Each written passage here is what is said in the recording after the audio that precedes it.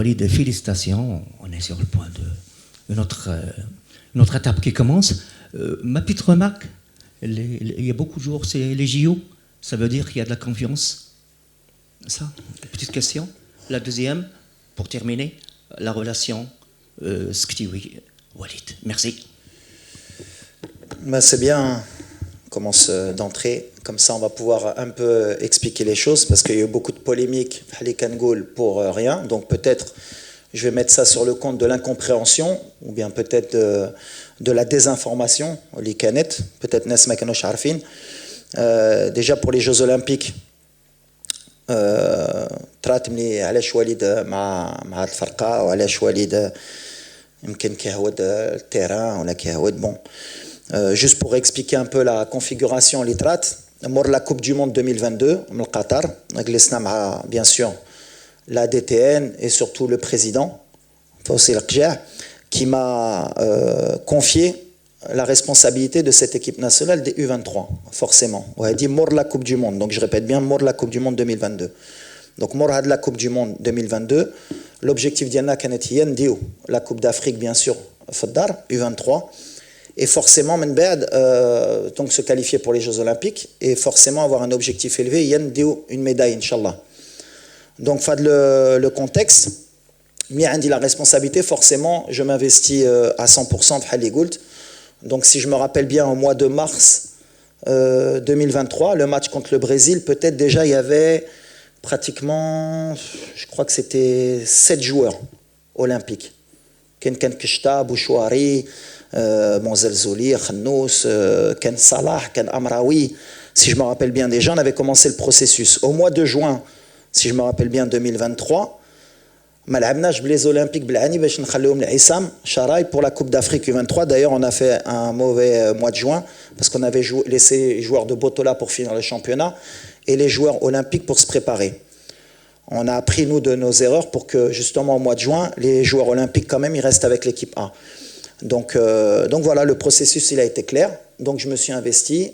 Ce qui m'a dérangé un peu, si on peut aller dans le dérangement, c'est علاش العام اللي فات ملي لعبت la Coupe d'Afrique في الدار وكل نهار كنت هنا في السنتر مع عصام وكنت في ستاد وكنت كنهود التيران حتى واحد ما هضر عليها وحتى واحد ما قال علاش وليد وعلاش un an après il y a eu ce souci. Peu importe, aujourd'hui maintenant c'est clarifié.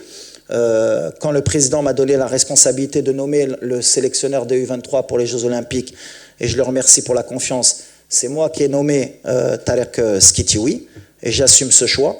Et j'ai pris la responsabilité de, si ça ne se passait pas bien, bien sûr, de prendre la responsabilité. D'ailleurs, Tetouali, la responsabilité, puisque quand on a perdu un match au JO, c'était la faute du sélectionneur des A. Mais avec Tarek, ça s'est super bien passé, puisque déjà, on avait une réunion au préalable quand il était au Mas de Fès, quand je lui ai proposé le challenge des Jeux Olympiques, et sur tout le mode opératoire des Jeux Olympiques, tout était clair. C'est-à-dire qu'il savait très bien que les joueurs, il les aurait pratiquement 15 jours avant les Jeux Olympiques. Ils savaient que les joueurs étaient avec moi, qui travaillaient avec moi et qu'ils allaient les récupérer. On a travaillé ensemble dans le processus pour que les clubs acceptent de libérer les joueurs puisque ce n'était pas une date FIFA. Donc pendant tout le mois de vacances que j'aurais dû avoir, c'est moi qui me suis déplacé pour convaincre et Monaco et le Betis de Séville et le Havre et X et Y. Bon, c'est vrai que j'ai échoué sur Shadi Riyad et sur Saïbari du PSV puisque les clubs n'ont rien voulu entendre malgré que jusqu'à la dernière minute on s'est bien battu.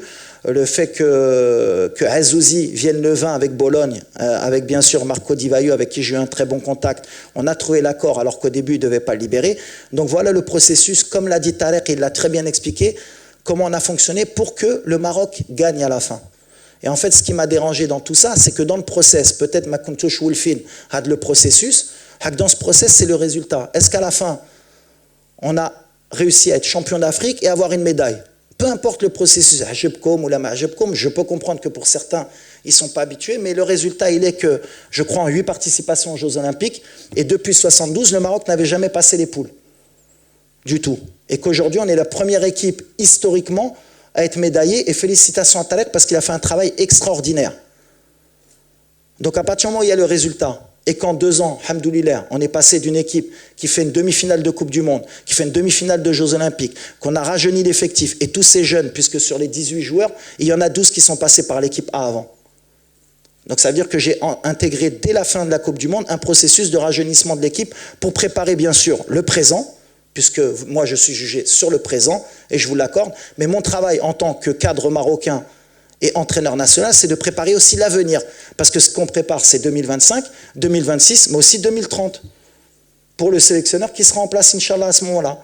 Et pour qu'à chaque fois, il y ait un process fédéral, bien sûr, et initié par le président aussi, qu'on a un process que le Maroc ne fasse pas qu'un coup, une demi-finale de Coupe du Monde, et qu'il n'y ait plus rien derrière.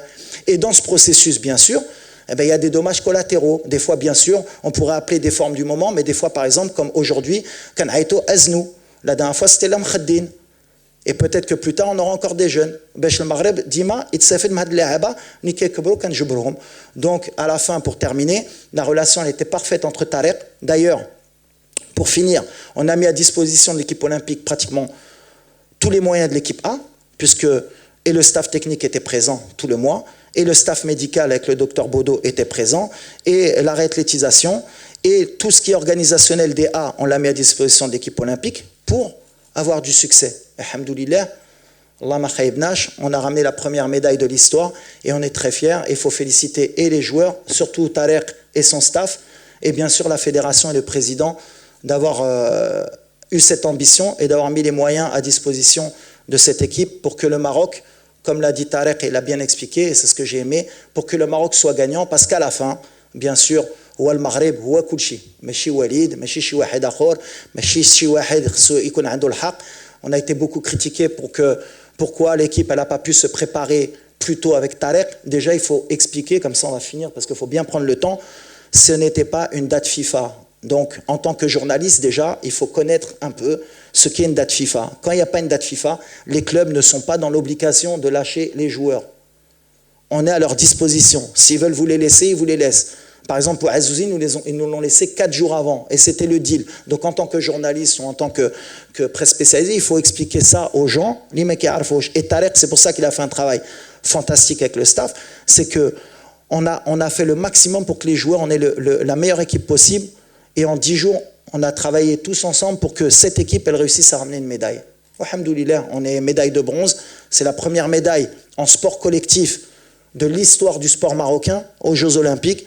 Donc je pense que, voilà, alhamdoulilah, je pense que le volet, il est fermé. On a très bien expliqué. Et maintenant, on va se concentrer sur ce qui nous importe, Inch'Allah, c'est être prêt pour la CAN 2025 au Maroc. باش يوصلك جديد فيديوهات الأنباء تيفي تابونوا معنا في لاشين يوتيوب وفعلوا الجرس.